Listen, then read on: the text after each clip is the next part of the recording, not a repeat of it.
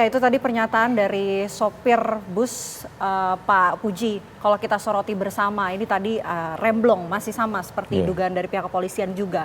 Begitupun juga yang tadi Anda sampaikan mengenai kondisi bus yang sudah tidak layak, bahkan kirnya pun tidak ada, izin angkutnya tidak ada. Kalau sudah begini Pak Puji, siapa yang harus bertanggung jawab? Banyak yang mengatakan kok semuanya diletakkan kepada sopir.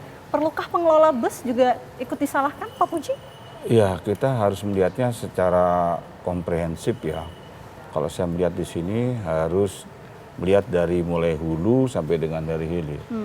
Hulunya dari berkaitan dengan masalah bagaimana kalau sebagai kendaraan angkutan umum itu harus di-KIR. Nah, berarti pelaksanaan dari KIR itu sendiri harus profesional, harus betul-betul bisa dipertanggungjawabkan, tidak hanya sekedar kemudian ya munculnya abal-abal, terus kemudian di daerah itu lebih mengutamakan berkaitan dengan masalah PAD dan sebagainya. Nah, ini adalah salah satu daripada tidak berkualitasnya masalah KIR tadi ya.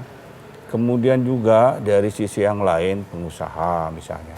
Ya dia berkaitan dengan hal itu harus betul-betul walaupun mungkin katakanlah KIR-nya kurang, dia sebagai perusahaan juga yang baik itu sebetulnya di perusahaan itu sendiri sudah berusaha melakukan yang namanya ramcek, melakukan pengecekan internal. Itu akan lebih baik, nah, sehingga tidak mengandalkan daripada pemerintah. Sudah pun ada, tapi dia juga tidak melakukan itu. Itu yang kedua. Jadi sisi tanggung jawab juga daripada pengusaha, ya kan? Nah, kemudian yang ketiga berkaitan dengan pengemudi itu sendiri. Ya, memang pada dasarnya pengemudi bertanggung jawab paling utama. Karena kan dia yang tahu tentang mobil kondisinya.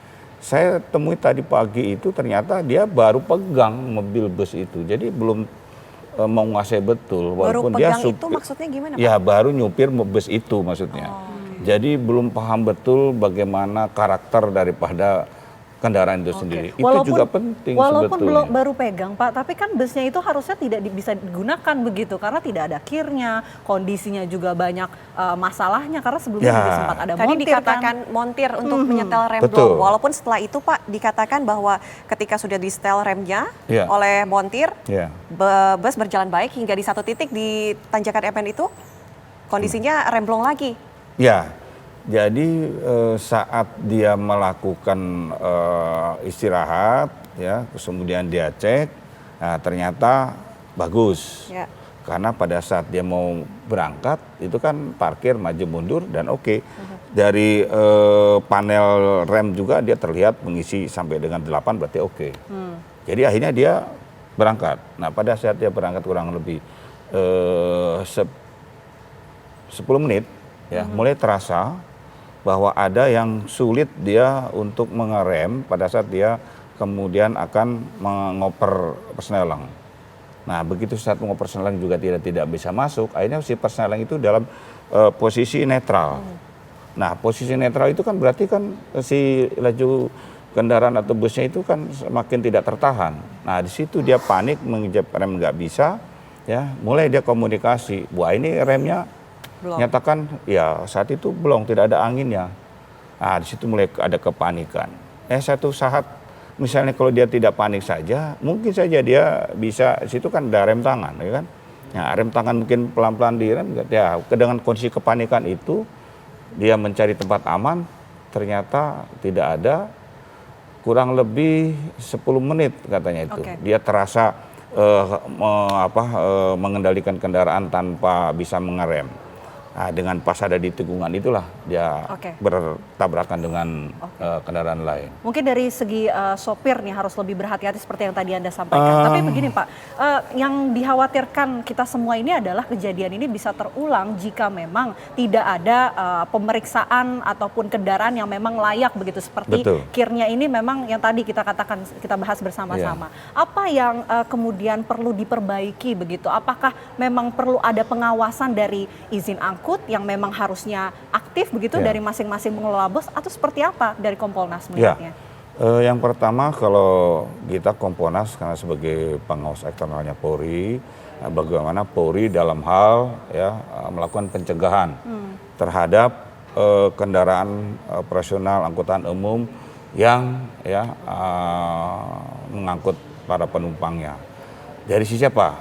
Pencegahan bisa saja, ada pembinaan ya terhadap para pengemudi itu. Ya. Kita kemudian di sisi kedua berkaitan dengan masalah penegakan hukum. Betul. Ya, di mana dia sudah mulai kelihatan melanggar aturan, ya, itu juga sudah melakukan penindakan tegas. Ini ya kita lihat ya, seolah-olah itu berkurang, ya, sehingga rasanya para pengemudi ini ya itu melakukan hal-hal pelanggaran itu ya karena pengawasan kurang. Atau ya. Mungkin karena pengecekan pribadi saja mereka percaya gitu. Dan Pak, mungkin begini terakhir, rekomendasinya seperti apa atas kasus ini? Ya, rekomendasinya momentum dari kejadian ini adalah semua stakeholder ya itu juga harus melakukan bertanggung jawab melakukan perubahan. Ya, dengan komitmen apa?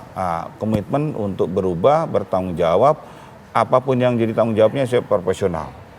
Dengan mengutamakan ya keselamatan berkendara di dalam melayani masyarakatnya untuk supaya transportasi Indonesia ini menjadi transportasi umum yang bermartabat. Ya. Itu. Jadi sekali lagi kejadian selama ini sudah banyak berulang ya. Kemudian kita juga sudah menangani, hanya kegiatan-kegiatan berkaitan dengan melakukan perubahan ini secara masif. Nah, itu yang belum dilakukan. Jadi nanti terjadi.